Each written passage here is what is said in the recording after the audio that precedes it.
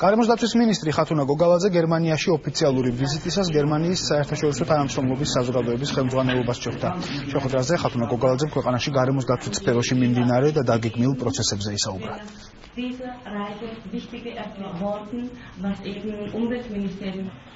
საუბრები შეეხო კარტობლისა და GIZ-ის მიერ საქართველოში განხორციელებულ პროექტებს.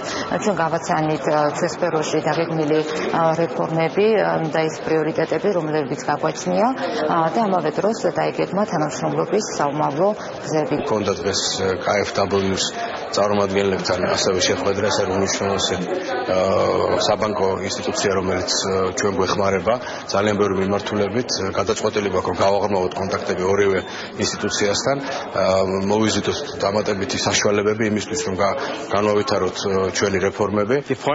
ჩვენ ვისაუბრეთ იმ პროექტების შესახებ, რომელსაც საქართველოში ვახორციელებთ, ასევე გავცვალეთ სხვადასხვა სფეროში მიღებული გამოცდილება. ბევრი ვისაუბრეთ გარემოს დაცვაზე, ენერგეტიკისა და კლიმატის სექტორზე. ძალიან მოხარული ვიქნებით, თუ ჩვენ ახლო მომავალშიც გავაგრძელებთ მჭიდრო ურთიერთობას საქართველოს მთავრობასთან.